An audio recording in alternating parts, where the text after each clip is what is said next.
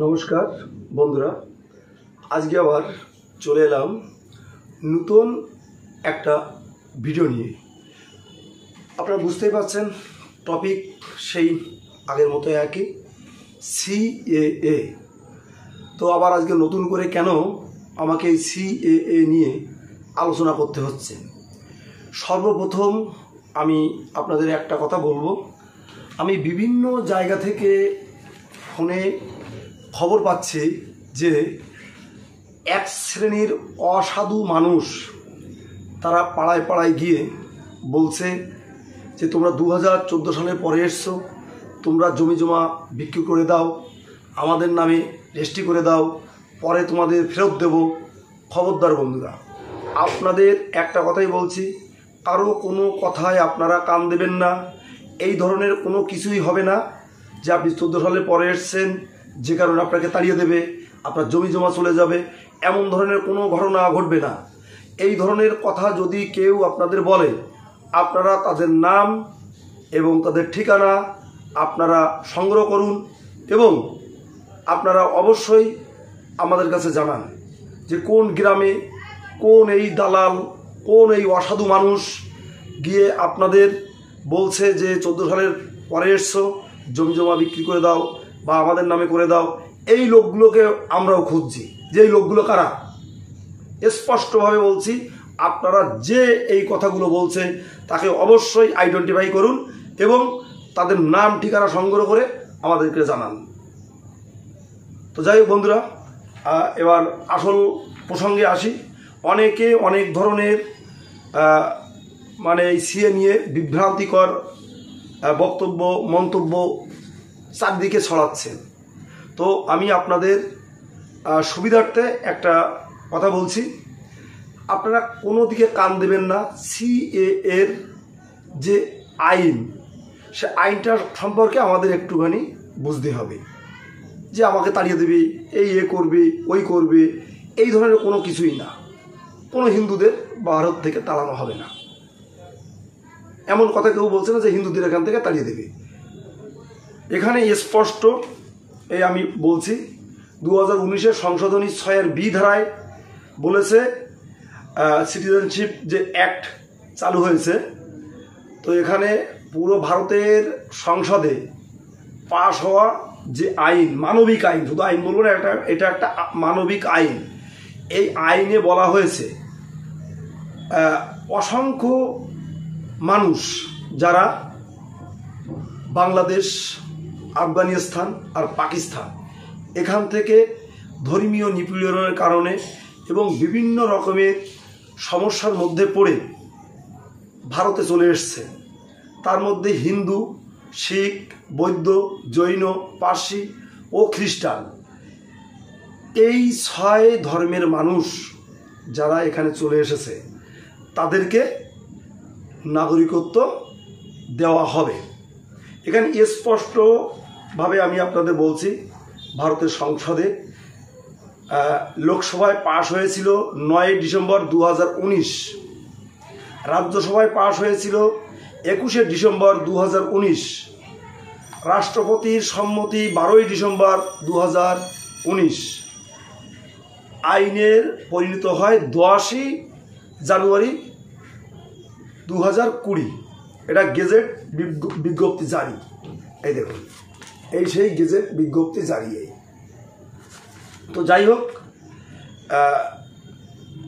আপনাদের একটা কথা বলবো, আপনারা কেউ বিভ্রান্তি হবেন না যে 2014 পরে এসছি তারপর তাহলে আমাদের কি হবে। আপনাদের কিছু হবে না, কারণ এখন 2014 পর্যন্ত সরকার আপনাদের সিএ অ্যাক্টের মাধ্যমে যদি নিতে পারে, 2025-এও পারবে এবং তারপরে আজকের দিন পর্যন্ত যে আসবে তাদের জন্য সরকার ভাবছে। আপনারা বিভ্রান্তিতে কান দেবেন না, আপনারা অবশ্যই এই সিএতে অ্যাপ্লিকেশান করুন।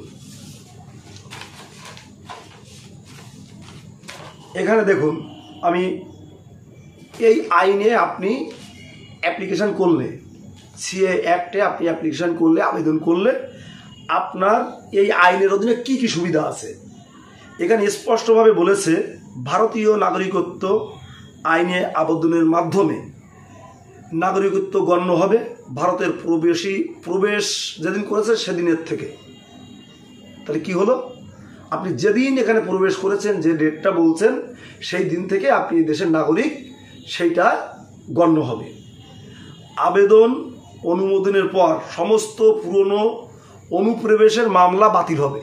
তার মানে আপনি ঢুকেছিলেন, ঢোকার পরে আপনার বিরুদ্ধে সিটিজেনশিপ আপনার নেই, তো আপনাকে এখানে মনে করেন আপনার নামে কেস হয়েছে বাংলাদেশি হিসাবে ফরেনার অ্যাক্টে, তো এই আপনি অ্যাপ্লিকেশন করার পরে এইটাও আপনার আর থাকবে না। আচ্ছা, এবার বলছে একজন ভারতীয় নাগরিকের মতোই সব অধিকার, যেমন ভারতীয় জাতীয় পরিচয়পত্র, ভোটার আইডি, পাসপোর্ট, আধার, প্যান, ব্যাংক অ্যাকাউন্ট, চাকরি ইত্যাদি পাওয়ার অধিকার আপনার এই সিএ অ্যাক্টের যদি আপনি আবেদন করেন তাহলে আপনার এই অধিকার থাকবে। এবার বলছে ভারতে প্রবেশের তারিখ থেকে আবেদনের পূর্ব পর্যন্ত ভারতের প্রাপ্ত সব ধরনের সুযোগ সুবিধা অক্ষুণ্ণ থাকবে। মানে আপনি যেদিন থেকে ঢুকেছেন এবং আজকের দিন পর্যন্ত আপনি যে সুবিধা ভোগ করছেন, যে সুবিধা, সবগুলো অক্ষুণ্ণ থাকবে। হ্যাঁ, আপনি চাকরিও করতে পারেন, সেটাও আপনার অক্ষুণ্ণ থাকবে। আপনার Aadhaar card, voter card, PAN card যা আছে সব কিছুই অক্ষুণ্ণ থাকবে। একদম ভয় পাবেন না। যে সমস্ত মানুষগুলো আপনাদের বিভ্রান্তি সৃষ্টি করাচ্ছে, কানে কানে গিয়ে বলছে, এরা সব দিন আপনাদের মোসাহেবগিরি করাবে, আপনাদের দিয়ে চায়ের দোকানে গিয়ে তাদের বলবেন, দাদা দাদা আমার এই হয়েছে, দাদা আমার এটা একটু দেখে দিন, দাদা আমার ওটা একটু দেখে দিন। এই মানুষগুলোই আপনাদের বিভ্রান্তি সৃষ্টি করাচ্ছে। আপনারা একদম ভয় পাবেন না। সিএএ অ্যাক্ট এই যেটা লাগু হয়েছে, আমরা পূর্ব বাংলা, পাকিস্তান এবং আফগানিস্তান থেকে যে হিন্দুরা চলে এসেছি, এদের জন্যে এই আইনটা তৈরি করা হয়েছে। একদম মানবিক আইন, খুব সহজেই আপনার নাগরিকত্ব পাওয়ার একটা আইন। আরও কি বলা হয়েছে দেখুন, ভারতে প্রবেশের তারিখের কোনো প্রমাণপত্র আপনাকে দিতে হবে না। আপনি যেদিন থেকে বলবেন সেই দিন থেকেই প্রযোজ্য। মানে যেদিন থেকে বলবেন যে আমি অমুক তারিখে ঢুকেছিলাম, সেদিন থেকেই গণ্য করা হবে। আপনি যে ওই তারিখে ঢুকেছিলেন তার একটা প্রমাণ দিন, সে প্রমাণ দিতে হবে না। তার কারণ আপনি তো পালিয়ে এসেছেন, জানেন, জেনে বুঝেই এই আইনটা এতটা মানবিকভাবে করেছে।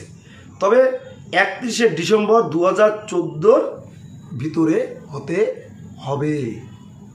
ঠিক আছে, যাই হোক, তো আপনারা, আমি জানি না যে আমি আপনাদের বোঝাতে পারছি কিনা, আমি বুঝতে পারছি না, মানে নিজে আপনাদের বোঝাতে পারছি কিনা। কারণ আমি সত্যি কথা বলতে মনের দিক দিয়ে না, আমি মানে খুবই মানে বিরক্ত। এই যে শ্রেণীর মানুষগুলো, আমাদের এই সহজ সরল খেটে খাওয়া এই মানুষগুলো, যারা ওখান থেকে সব কিছু বিক্রি করে দিয়ে অনেকে সব কিছু ফেলে রেখে এখানে চলে এসেছে, তাদেরকে এখনও ভয় ভীত দেখিয়ে তাদেরকে আবার একটা খপ্পরে ফেলতে চাইছে। এই জমি বিক্রি করে দাও, এই আমাদের নামে দিয়ে রাখো, পরে তোমাকে ফেরত দেবো। এত বড় চিটার চিটিং বা এদেরকে চিহ্নিত না করলে এবং চিহ্নিত করে এদেরকে আইনের আয়ত্তে এনে এদেরকে সাজা করানো অবশ্যই উচিত। এবং এই অ্যাক্টে বলা আছে যারা এই সমস্ত সম্পর্কে বিভ্রান্তি ছড়াচ্ছে তাদের বিরুদ্ধে সরাসরি আপনি মামলা করতে পারবেন, আইনের আয়ত্তে আনা যাবে। যে এই আইন নিয়ে যারা ভুল বুঝাচ্ছে, একদম আপনারা ভয় পাবেন না, আমি আপনাদের বলে দিলাম। যাই হোক, আরও কিছু কথা আমি আপনাদের বলি। এই আইন সংক্রান্ত আমি অত আইন বুঝি না, তারপরেও আমার কাছে এই যে আইনের যে কাগজগুলো আছে, আরও আছে, এগুলো আমি আপনাদের জন্য অনেক কষ্ট করে আমি মানে নিয়ে এসেছি। আপনারা একটু ধৈর্য সহকারে মন দিয়ে আপনারা শুনলে আমি মানে খুব খুশি হব, আপনাদেরই উপকার হবে। আপনারা একটু শুনুন। প্রয়োজনীয় আপনার কি কি ডকুমেন্ট লাগবে আমি পূর্বের ভিডিওগুলোতেও বলেছি, এবং আজকেও আমি এই আমার হাতে দেখুন এই যে আছে, এগুলো আমি দিয়ে আবার আপনাদের বলে দিচ্ছি যে কি কি আমার ডকুমেন্ট লাগবে। আপনি বা আপনার বাবা বা আপনার কোনো পূর্বপুরুষ যে বাংলাদেশ, পাকিস্তান বা আফগানিস্তানে ছিল, তার যে কোনো একটা প্রমাণ। আবারও বলি, এটা ক্লিয়ার করার জন্যে অনেকে ফোন করে বারবার মানে ডিস্টার্ব করেন, আমি কিন্তু অখুশি হই না। আপনারা ফোন করেন, আমি পরবর্তীতে আবার ব্যাক করি। আপনারা হয়তো বুঝতে পারেননি আমি এই পড়াটা কি বললাম। এখানে বলছে যে বাংলাদেশের হয় আপনার, তা নাহলে আপনার বাবার, তা নাহলে আপনার ঠাকুরদাদার, তা না হলে আপনার পদদাতা এই পর্যন্ত ডকুমেন্ট আপনার আনলে চলবে। এখানে আপনি লিঙ্ক দেখিয়ে দেবেন, কোনো অসুবিধা কিছু হবে না। এমনকি আপনার মায়ের দিক দিয়ে, আপনার মায়ের, তা নাহলে মায়ের বাবা, তা নাহলে তার বাবা, তা নাহলে তার বাবা, এই 3টে পুরুষের কাগজ যদি পান তাহলে আপনি লিঙ্ক করে করে করে করে দেখাতে পারবেন যে আপনার মায়েরও পূর্বপুরুষ বাংলাদেশে ছিল বা আপনার বাবারও পূর্বপুরুষ বাংলাদেশে ছিল। এ পর্যন্ত আমি আপনাদের বললাম। তারপরেও যদি বুঝতে না পারেন ফোন করবেন। আপনি যে 31শে ডিসেম্বর 2014 আগে এখানে এসেছেন তার একটা প্রমাণপত্র আপনাকে দিতে হবে নিজের জন্য। সেটা আধার কার্ড হতে পারে, প্যান কার্ড হতে পারে, ভোটার কার্ড হতে পারে, রেশন কার্ড হতে পারে, ব্যাংকের বই হতে পারে, জমির দলিল হতে পারে, আপনি ভাড়া ছিলেন একটা বাড়িতে সেটা হতে পারে। এমনকি আপনি 2013 সালে এসেছেন, আপনার এখানে একটা বাচ্চা 14 সালে হয়েছে, তার সেই বার্থ সার্টিফিকেটটা হলেও সেটাও দিয়ে আপনি অ্যাপ্লিকেশান করতে পারবেন। আর কি লাগবে? ধর্মীয় প্রতিষ্ঠান থেকে একটি, না আপনি যে হিন্দু তার একটা প্রমাণপত্র, নির্দিষ্ট একটা ফরম্যাট আছে সেই ফরম্যাটে। আচ্ছা, আর কি চাইছে? 3টি অ্যাফিডেভিট, কোড অ্যাফিডেভিট 3খানা। আপনাকে কেউ একজন চেনে জানে, আপনি এই সিএর মাধ্যমে আপনি নাগরিকত্ব চান, আপনি বাংলাদেশ থেকে এসেছেন সেটা আপনি জানালেন যে এখান থেকে এসেছি, এই সালে এসেছি। এই 3টি আপনাকে কোড অ্যাফিডেভিট করে আপনাকে জানাতে হবে। আচ্ছা, এখানে আরেকটা জিনিস আপনারা ভালো করে আপনারা মাথায় রাখুন, অনেকে বিভ্রান্ত হচ্ছেন যে এই যে স্থানীয় কোনো নাগরিকের দ্বারা ক্যারেক্টার সার্টিফিকেট, এটা একটা নির্দিষ্ট ফর্মে দিতে হয়, সেটাও সিএর অ্যাক্টের ওখানে ওয়েবসাইটে দেওয়া আছে। তা এটা অনেকে ভাবছেন যে ক্যারেক্টার সার্টিফিকেটটা কে দেবে? পঞ্চায়েত, পৌরপ্রধান, কোনো কমিশনার, কাউন্সিলর, এমএলএ, এমপি? একদম না। আপনাকে কেউ চেনে জানে, এখানকার একজন স্থানীয় মানুষ, সে হতে পারে একজন চায়ের দোকানদার, সে হতে পারে একজন জন মজুর, সে হতে পারে আমাদের একজন রিক্সাওয়ালা ভাই, সে হতে পারে যে কোনো একজন ওলা উবের চালানো ড্রাইভার ভাই, কোনো সমস্যা নেই, সে দিলেও হবে। আচ্ছা, আর যদি আপনার বলেছে শরণার্থী স্ট্যাটাস, মানে আপনি 71-এর পরে এখানে এসেছিলেন, আপনার একটা বর্ডার স্লিপ ছিল, সেটা থাকলেও হবে। আবার বলেছে যে আপনারা যখন এই সমস্ত কাগজপত্র দিয়ে এই ওয়েবসাইটে যখন আপনারা আপলোড করবেন তখন হচ্ছে ওখানে একটা স্ক্যান কোড আসবে যেখানে 50 টাকা আপনাকে প্রদান করতে হবে। এই হচ্ছে আমার বক্তব্য। আপনারা যারা বুঝতে পারলেন তাদেরকে জানাই অসংখ্য ধন্যবাদ। যারা বুঝতে পারলেন না অবশ্যই আমাকে কল করবেন 9804682324 এবং আপনাদের সুবিধার্থে আমি আরও কিছু ফোন নাম্বার শেয়ার করব যেগুলো বিভিন্ন অঞ্চলে বিভিন্ন জেলায় যারা কাজ করছে তাদের ফোন নাম্বারগুলো আমি শেয়ার করব। আপনারা আরও কিছু আমি কথা বলার পরে সেই নাম্বারগুলো দিয়ে দিচ্ছি, আপনারা ধৈর্য ধরে দেখুন এবং আমার কথাগুলো শুনুন। এই নাগরিকত্ব আইনের আরও একটা কথা বলে আমি অন্য আলোচনায় যাব। এখানে বলেছে 1948 সালের 19শে জুলাই এর মধ্যে যে মানুষগুলো এসেছিল, মানে 1948 সালের 19শে জুলাই এই তারিখে ভিতরে আগে যারা এসেছিল তারা যদি ওই সময় এসে রেজিস্ট্রেশন বা কোনো নাগরিকত্ব নিয়ে থাকে তাহলে তাদেরকে আর এই সিএতে নাগরিকত্ব কার্ড নেওয়া লাগবে না। যাই হোক, এটা আপনারা বুঝলেন। এখন এই কদিন ধরে প্রচুর লোকে আমাকে ফোন করেছেন, কমেন্টস করেছেন এবং অনেকে অনেক প্রশ্ন করেছেন। অনেকের কমেন্টসের উত্তর দিতে পারছি না, কয়েক হাজার লোকে কমেন্টস করছেন আমার ইনবক্সে, কিছু কিছু উত্তর দিতে পারছি কারণ সারাদিন প্রচুর ফোন আসে। ফোনগুলো আমি অবশ্যই রিসিভ করি, যেটা করতে পারি না আবার ঘুরিয়ে করি, কারণ আমার ফোন যখন আসে আপনারা দেখবেন ফোনটা বুক করে রেখেছি, একের পর এক ফোন, মানে কথা বলছি তার মধ্যে 4-5 জনের ফোন ঢুকে যাচ্ছে। মানে এত লোক আমাকে স্মরণ করছেন, ফোন করছেন, সত্যি আমি গর্বিত যে আপনাদের কিছু কিছু কথা বলে আপনাদের উপকার করতে পারছি, আপনাদের জানাতে পারছি। যাই হোক, এক ভাই বলছেন যে একজন উকিল নাকি বলছে এখন আধার কার্ড, ভোটার কার্ড নাকি সব ডকুমেন্টস বাতিল হয়ে যাবে।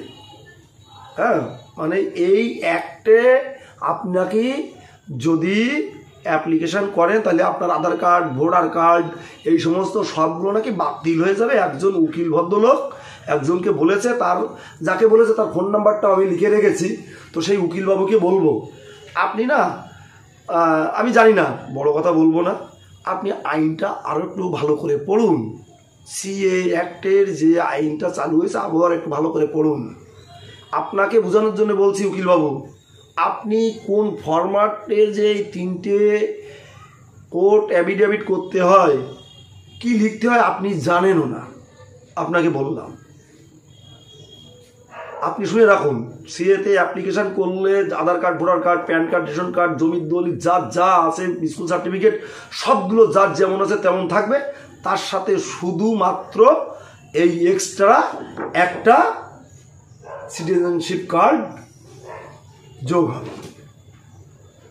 ভালো করে আপনি আইন পড়ুন।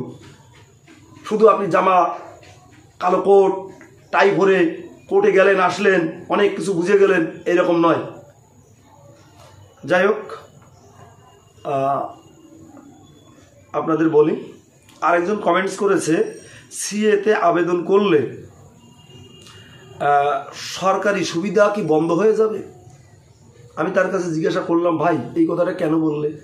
কেউ নাকি বলেছে সেই ভাইটাকে, যে বলছে সরকারি অমুক সুবিধা, তমুক সুবিধা, যে সমস্তগুলো পাচ্ছ যদি তুমি অ্যাপ্লিকেশন করো এগুলো বন্ধ করে দেওয়া হবে। তার যদি যোগ্যতা থাকে সে বন্ধ করে দেখাক না, যদি তার যোগ্যতা থাকে সে বন্ধ করে দেখাক। আবেদন করার পরে যদি সে পারে বন্ধ করতে সরকারি সব সুবিধা, সে দেখাক, আমরা বুঝে নেব। অন্য একজন ফোন করে বলছেন, দাদা আমি সিএতে আবেদন করেছি কিন্তু অনেকে হুমকি ধামকি দিচ্ছে। ভাই, যে হুমকি ধামকি দিচ্ছে তার নাম, ঠিকানা, বাবার নাম এগুলো রেডি করো। কেউ না যায়, আমরা যারা উদ্বাস্তুদের নিয়ে কাজ করছি, ভাবছি, চিন্তা করছি, তার বিরুদ্ধে আমরা যে বিধান আছে সেই বিধানে আমরা যেখানে যাওয়ার সেখানে যাব। কোর্টে যেতে হলে কোর্টে যাব, থানায় যেতে হলে থানায় যাব। কোনো ভয় পাবেন না। যদি আপনাদের এই অ্যাপ্লিকেশন করার পরে কেউ হুমকি দামকি ভয় দেখায়, আপনারা তার নাম ঠিকানাগুলো জোগাড় করুন এবং যদি পারেন আপনারা রেকর্ডিং করে রাখার চেষ্টা করবেন। যাই হোক, আরও কিছু প্রশ্ন আছে। একজন বলছেন যে হ্যারিংয়ে কি কি বলে, আমার প্রচণ্ড ভয় করছে হ্যারিংয়ে যেতে। আমি বললাম, কেন ভাই ভয় করছে কেন? বলছে কি জিজ্ঞাসা করবে, কি জিজ্ঞাসা করবে।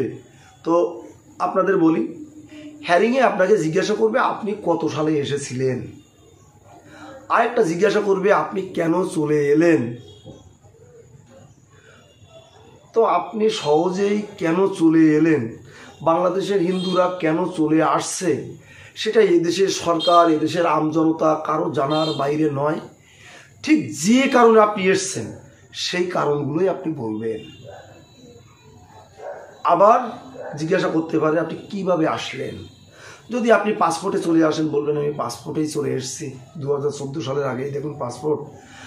আর যদি আপনি রাতের অন্ধকারে কোনো দালাল ধরে পালিয়ে চলে আসেন সেটাও আপনি স্বীকার করবেন। আপনাকে কেউ ধরবে না, মারবে না, কিছুই বলবে না। আপনারা ভয় পাবেন না, চিন্তা করবেন না। একজন বলছেন যে অনেকে চায়ের দোকানে নাকি বলা বলি করছে, তাদেরকে ব্যঙ্গ করে যে তারা বাংলাদেশি ছিল, সিএ অ্যাক্টে এই সার্টিফিকেট পাওয়ার পরে তারা আরও বড় বাংলাদেশি বলে পরিচিতি লাভ করবে। আমি ভাই আপনাদের বলি, যে ভদ্রলোক আপনাকে বলছে না চায়ের দোকানে বসে যে আপনি বাংলাদেশি অমুক তমুক, তার শেকড়টা ধরে একটু টান দেবেন।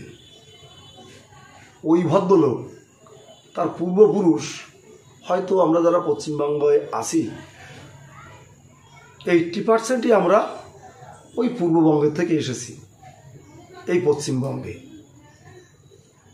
তো সে নিজেকে বিশাল বড় ইন্ডিয়ান সিটিজেন,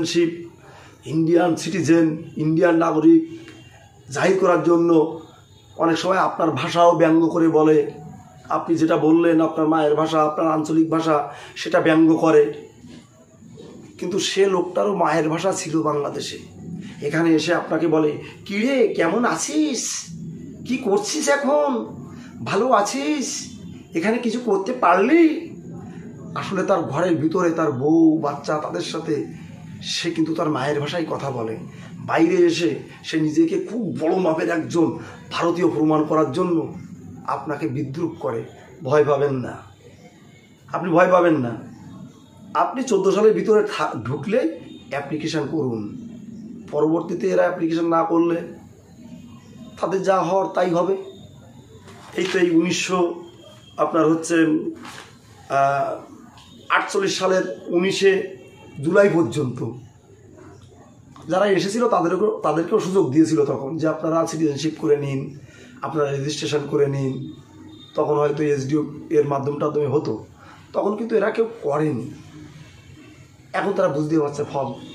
আপনি আজকে যদি এইভাবে নাগরিকত্ব না নেন, আপনার সামনের যে প্রজন্ম, তারাও এখানে জন্মগ্রহণ করে এই ভূমিতে এরাও নিজেদের পরবাসী হিসাবে ভেবে যাবে সারা জীবন।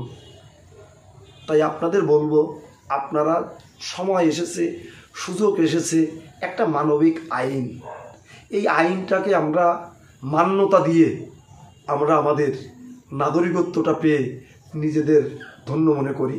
তা যাই হোক বন্ধুরা, আমি আর আমার এই ভিডিও অনেক বড় করব না, আপনাদেরও ধৈর্যের বিচ্যুতি আমি ঘটাবো না।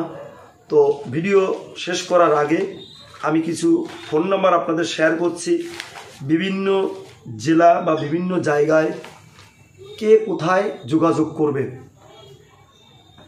আপনি যে ভদ্রলোক নদিয়া ডিস্ট্রিক্টের আমার এই ভিডিওটা শুনলেন, দেখলেন, তাকে বলবো, আমাদের এই যেমন মানবিক আইন, এইরকম একজন মানবিক দাদা নদিয়া জেলার গৌতম রায়, ওনার ফোন নাম্বারটা আমি আপনাদের শেয়ার করছি। আপনারা এই নাম্বারটা ধৈর্য সহকারে লিখে নিন এবং তার সাথে যোগাযোগ করুন। আপনাদের সব সমস্যা ওখানে গেলেই মিটে যাবে, সব প্রশ্নের উত্তরও পেয়ে যাবেন। ফোন নাম্বারটি 8768583031, গৌতম রায়, নদিয়া, শান্তিপুর।